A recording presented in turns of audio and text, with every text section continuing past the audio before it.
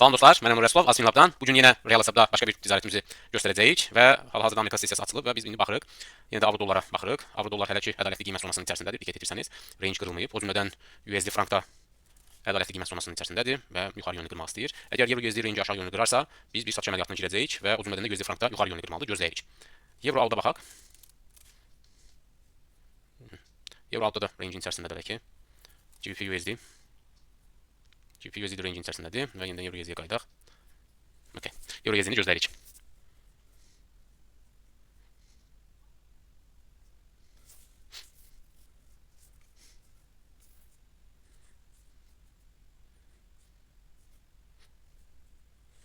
Avro dollar hal-hazırda ədalətli qiymət zonasının üzərində dediyimiz kimi. Və əslində bazar gözləmə mövqeyindədir. Yəni alıcı və satıcılar heç birisi güclü deyil və balans üzərindədir. İndi baxacağıq görüm bu gün kim qiymət alıb aparacaq. Alıcılar mı yoxsa satıcılar mı?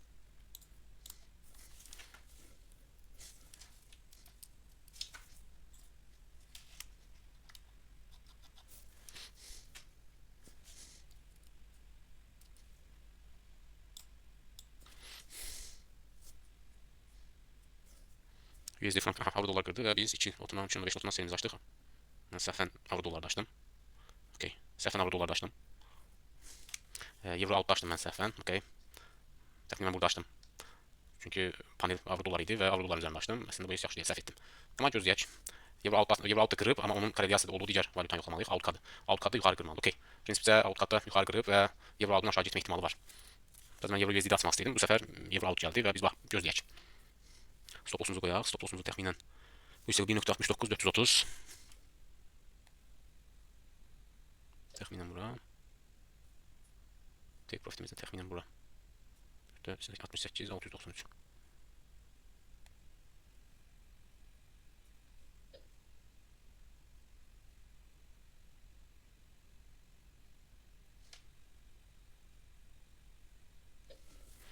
Okay, gözləyirik. Euro USD-yə baxaq. Əslində euro USD çox gözəl gediş oldu. Sadəcə mən bir əməliyyat açdımsa, başqa bir əməliyyat açmıram. Biz euro altda açdıqsa, ikinci bir əməliyyata girmirik.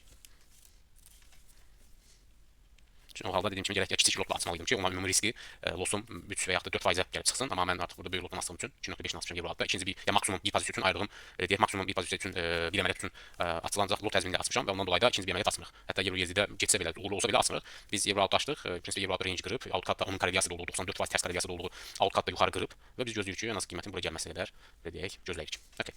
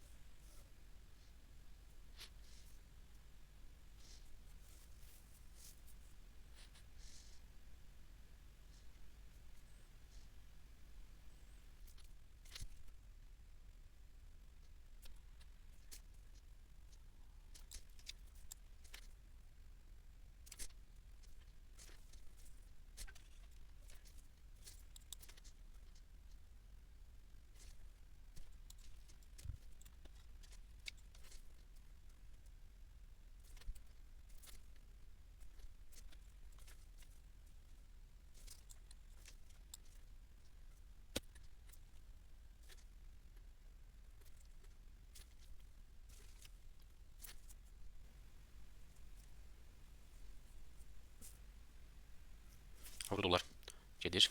Getirin. Aslında avro dollar açmaq istəyirdim, amma dediyim kimi açdığım zaman burada euro aldı olduğu üçün tələsdim. Dərhal satış edirəm gecikməmək üçün. Okay, amma yenə də euro aldı yoxlayırıq. Stop loss ola bilərik. Stop loss olsa onun bərpasına çalışırıq təbii ki.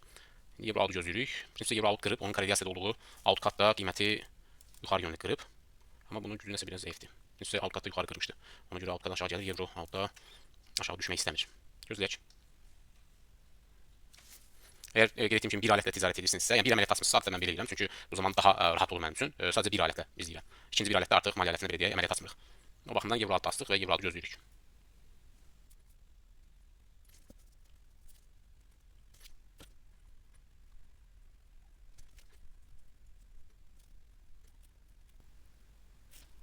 Okay, biz stop loss oluruq bundan. Stop loss olduq. Okay. İndi İndi bu stop lossu bərpa etməyə çalışacaq. Prinsipcə Euro USD-də onda fürsət yoxdur. Okay, GBP USD-yə baxaq. GBP USD çox qəşəng gedir aşağı. Diqqət etirin. USD kada baxaq. Bəlkə onda bir fürsət tapdıq. Onda volatililik yoxdur, AUD USD. Okay, onda yoxdur. Euro geri qaydırıq. Euro tərəki rengin içərisindədir. Euro USD-yə baxaq. Euro USD kəskin bir yuxarı qayıdış oldu. Bəlkə nəsə xəbər çıxandı. Ona görə mən Euro USD bir satış açacağam artıq. Və olan pip value'su fərqli olduğuna görə 3 lotdan asacağam. Çünki Euro AUD-un pip value'su Euro USD-nin pip value'sundan daha çoxdur. Səbəb odur ki, artıq bunu niyə sel açdım? Çünki rengin altına keçib avro dollar və USD frank da yuxarıdadır. Diqqət etirin. Bu ehtimalla USD frank bu hissəni vurub deyə avro dollar geri qayıtdı, amma avro dollarda aşağı hədd vurmayıb. Diqqət etirin. Buraya yaxınlaşıb amma bu hissəni vurmayıb. Məncə təkrar qayıdacaq bu hissə və bundan dolayı mən təkrar sel elədim. Stop lossumuzu indi qoyaq. Stop lossumuzu bu şam üzərinə qoyacaq. Take profitimizi isə bu həddə qoyacaq.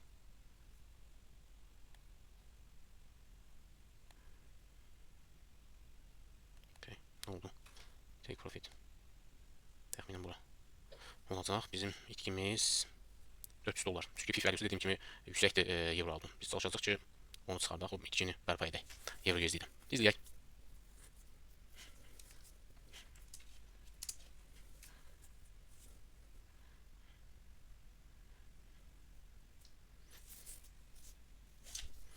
Euro USD-də anidən qayıdışın olması səbəbi qeyd etdiyim kimi baxın USD frankda bu hədd vurulmuşdu artıq. USD frank bu həddi vurmuşdu gedib və bu həddi vurandan sonra görürsünüz burada əslində satıcılar kəskin bir satış oldu USD frankda və onda qarşı olaraq Euro USD-də alış oldu. Əslində forex bazarı ümumiyyətlə bir-birinə çox bağlı bir bazardır. Yəni belə deyək də şəbəkə kimi bir-biri ilə əlaqədardır və birində hərəkətli digərinə təsir edir.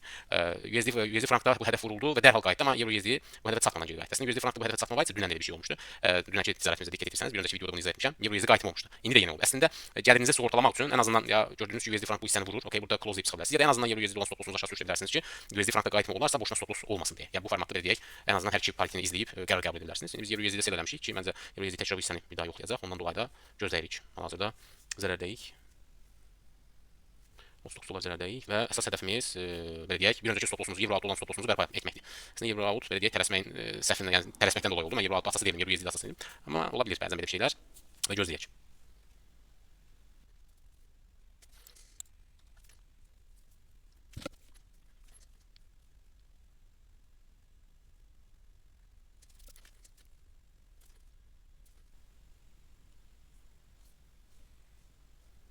Euro AUD-a baxaq. Euro AUD da rengin içərisindədir. Bəlkə də gedib yuxarı qıracaq.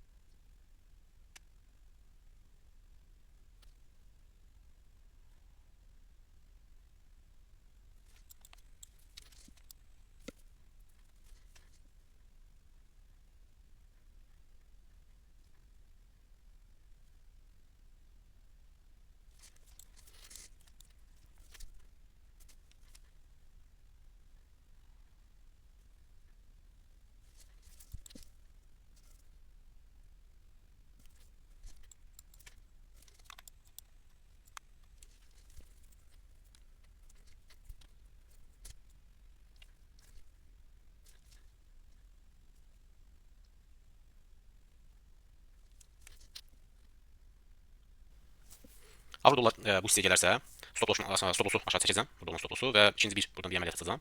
Bu hissəni götürmək üçün. Çünki həm stop lossumu bərpa etmək istəyirəm, həm də biraz mənfəət görmək istəyirəm. Niyə görə buradan açacağam? Çünki əgər avro dollar növbətdə bu hissəni test edərsə və bu hissəni görmə ehtimalı təxminən artıq back test əsasında 80%, 85% ehtimal var ki, bu hissə toxunacaq qiymət. Bu baxımdan mən bu hissəni gözləyirəm. Əgər avro dollar bu hissəni keçərsə, mən ikinci bir əməliyyat açacağam və stop lossumu aşağı çəkəcəm ki, riskimi oradan azaldım.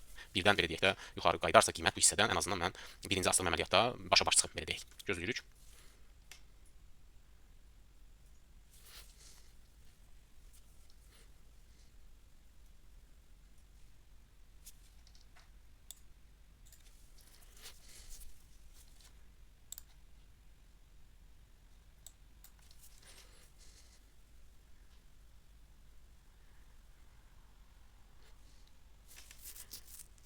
Təxminən 2 lotdan atacağım əməliyyatı.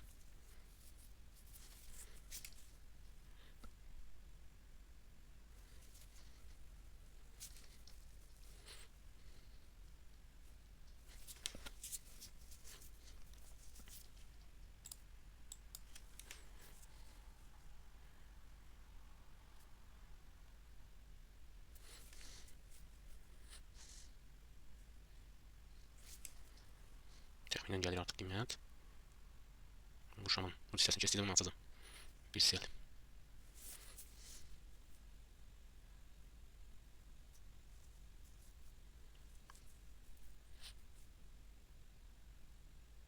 Okey dostlar, bu hissədən bir sel atıram. Kilotla bu stop loss'umu aşağı çəkirəm. Ki birdən qaydarsa mən artıq o hissədən başa-baş çıxmış olum və avro dollarda təkrar edirəm, bu hissəni götürmək istəyirəm. Həm zərərimi çıxarım, həm də əlavə mənfəət götürmək istəyirəm bu hissəni. 1.7 934 səviyyəsi.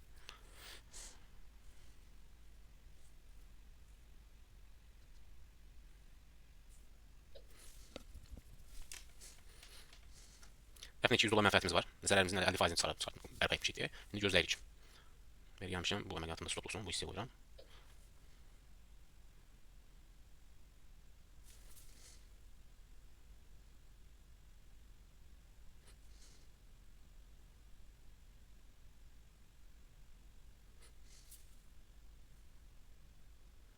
Bu hissənin dediyim kimi 80%, 85% ehtimalla bu hissəni artıq bu hissəni qırırsa bu hissəni vurmalı olur bazar. Biz də gözləyirik.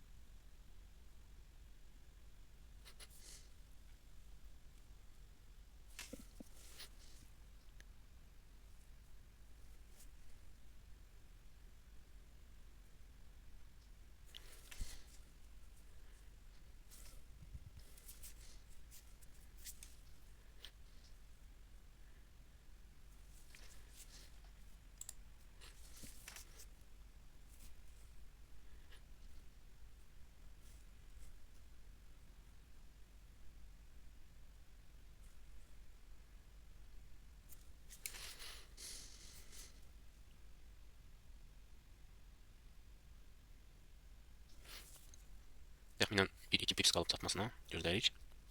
Birinci take profitimiz realize oldu. İkinci take profitimiz bu hissədən bağlayacağım dostlar.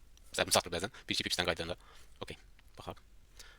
Belə, bugünkü mənfəətimiz və bugünkü ticarətimiz 404 dollar euro alta zərər etmişdik birinci əməliyyatda. Əslində mən euro USD asmaq istəyirdim, amma səhvən euro alta belə deyək, ekranda birbaşa euro alta olduğuna görə mən dərhal astım gecikməmək üçün və 404 dollar zərər eləmişdik. Sonra euro USD astım və orada da riskimi necə idarə etdiyimi gördünüz. 2 əməliyyat astım və zərərimi həm bərpa etdim, həm də 125 dollar mənfəətinə bağlamış olduq bu günü. Bəlkə də euro dollar hələ buradan çox çıxıb gedəcək. Bu bizə maraqlı deyil. Çünki belə deyim, sistematik ticarət edirsinizsə, siz sistema tabe olursunuz və risklərinizi də ona uyğun tənzimləyirsiniz. Yəni kefiniz istədiyiniz lotla və ya da kefiniz istədiyiniz həcmdə asmırsınız. Mən ikinci əməliyyatımı asanda diqqət etdinizsə, stop lossumu çəkdim və şərti müəyyən etdim ki, əgər qiymət bu səviyyəni qırarsa, buradan bura gəlmə ehtimalı artıq 85% probability ehtimal, yəni yüksək ehtimaldır və buna görə də ikinci əməliyyatımı açdım, həm zərərimi bərpa etdim, həm də mənfəətindən çıxdım.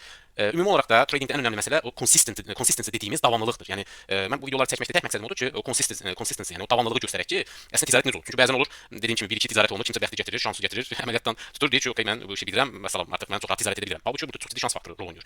Sistematik ticarət isə siz şansa görə yox, tamamilə sistemə əsasən qərar verirsiniz və stop lossunuz var, stop loss oluruq, eyni zamanda stop lossu necə bərpa etmək, zərəri necə bərpa etmək və take profit çıxmaq məsələsini biz göstəririk. Yəni önəmli olan dediyim kimi davamlılıqdır, consistencydir. Və ənənəvi yanaşmalarla ticarət edənlərin ən böyük itirmə səbəblərindən birisi bilirsiniz, yəni mən bunu araşdırmışam kifayət qədər bir çox insanda. Tutaq ki, onlar stop loss olanda, əgər sizin sisteminiz yoxdur, o xəttər çəkib, nə bilim, pattern deyirlər ona, hər hansı bir formasiyanla ticarət edirsinizsə, xəttər çəkirlər və düşünürlər ki, məsələn, bir setup yarandı, əməliyyat açırlar. Stop loss olurlar. Artıq bir daha məsələ başçı informasyası deyə bir şey var texnik analizdə. İşə yaramaz, mənasız bir şeydir. Və ya Elliot dalğa nəzəriyyəsi var. İşə yaramaz bir şeydir. Adını eşitmisinizsə dərhal zibil qabına atın. Heç bir şey yaramır. Sadəcə mən məlumat verirəm ki, yəni biləsiniz kəsin o işdən. Məsələn, stop loss olunursa, siz avtomatik olaraq zərəri bərpa etmək istəyirsiniz. Çünki heç kim zərəri əslində zərər xoş bir şey deyil, zərərlə barışmaq istəmirsiniz. Lakin növbəti deyək ki, head and shoulders başçı informasyasını siz bilmirsiniz nə vaxt yaranacaq. Nə bilim hansı valyuta alətində yaranacaq. Bunu 24 saat kompüterin qabağında oturub izləyə bilmirsiniz. Və ya da tutaq ki, 3-1-4-1 şam ilə ticarət edirsiniz. Məsələn, şamın quyruğuna baxırsınız, şamın quyruğu əmələ gəldi, deməli qayıdacaq və sair nağılıdır. Adını eşitmisinizsə. Tutaq ki, kimsə deyir ki, bu şamdan ticarət edin, stop loss oldum. Avtomatik olaraq dediyim kimi orada bir hiss yaranır ki, bəs növbəti setap nə vaxt yaranacaq? Ona görə bir çox insanlar bu setapı görə bilmədiyi üçün önünü görə bilmək üçün intuitiv qərar verir, elə bir əməliyyat açır, daha böyük zərərə gedir və yaxud da işləri korlamış olur. Zərərdə olduğu zaman başqa bir daha əməliyyat açır, belə deyək də, yəni bütün iş artıq nəzarətdən çıxır və bir yerdən sonra artıq hesab partlayır və o emotional burnout deyirlər. Yəni artıq adamda bir tükənmişlik sindromu yaranır. Bəlkə də bir çox insan yalvarır ki, tək hesabım partlasın, mənim canım qurtarsın. Çünki o psixoloji bir yük. Hamımız o yolu keçmişik. Mən də o yolu keçmişəm dediyim kimi. Sadəcə bunu göstərmək istədiyim odur ki, bu yolu keçəndən sonra gördüm ki, o ənənəvi yanaşmalar əslində ticarət üçün effektiv yanaşmalar deyil. Onlar ekseriyeti məsələ 30-cu 40-cı illərdə kəşf olunmuş bir şey. Bəs Eliot dalğasını Ralph Eliot kəşf edib, sanırım 38-ci ildə, 1938-ci ildə. Okay, o dövrdə işləyə bilərdi. Çünki həm dövrdə kağız üzərində çıxarılmış qrafiklər idi. Adam baxırdı müəyyən dalğa tapırdı orada. Bu qədər belə deyək də digitallaşma yox idi ümumiyyətlə və bir anda qrafiki hər kəs görə bilmirdi. O adam özü üçün müəyyən bir pattern tapıb ondan istifadə edə bilər. Amma indi onlar işləmir. İndiki işləyən tək şey sistem analizidir, sistematik yanaşmadır. Onu statistik analiz edirsiniz, backtest edirsiniz, nəticə çıxarırsınız və onun əsasında ticarət edirsiniz. Hə, möcüzədirmi? Deyil. Bir anda zəngin olursunuzmu? Xeyr, olmursunuz. Diqqət edirsinizsə, yəni əgər burada risk idarə etməsi tətbiq edirsinizsə, risklərinizi idarə edirsinizsə, xeyr, bir gün içərisində zəngin ola bilmirsiniz. Diqqət edirsinizsə mən edirəm. Və ümumi kəlmə baxa bilərsiniz. Çünki bir gün içərisində nə bilim 1 milyon, 5 milyon, nə bilim 10 min, 20 min, bir həftəyə 40 min, 50 min pul qazanmaq bu belə olmur. Bəzən ola bilər şansınız ard-arda yaxşı gəlsin. Bu çox gözəl, nə gözəl. Ard-arda görürsüz trade edirsiniz, yaxşı gəlir.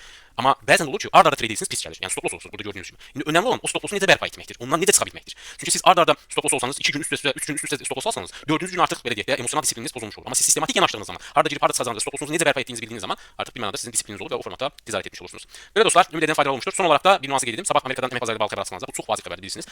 Və ümumiyyətlə əmək bazarının çox böyük volatilliyə səbəb olur. Çünki əmək bazarında son olaraq 4.4% işsizlik var idi və işsizlik ümumiyyətlə işsizliyi aşağı çəkmək üçün Fed faizi aşağı salmaq məsələsi var və ümumiyyətlə işsizlik aşağı düşmüşsə belə deyək, bu Amerika iqtisadiyyatı üçün problemi bir zəif nöqtəsidir. Bu baxımdan həmin datanın açıqlanması bazarda böyük volatilliyə səbəb ola bilər və biz gözləyəcəyik. Əgər bazarda böyük bir volatillik olarsa, biz bazara daxil olduğumuz zaman bazarda artıq konsolidasiya mərhələsinə giririk və onun əsasında qərar verəcəyik ki, ticarət edək, etməyə, yəni sabahlarım bazarın vəziyyətinə baxıb biz bazarda ticarət edəcəkmi, girməyəcəkmi qərar verəcəyik. Belə dostlar, təşəkkür edirəm izlədiyinizə görə. Ümid edirəm faydalı olmuşdur. Sağ olun.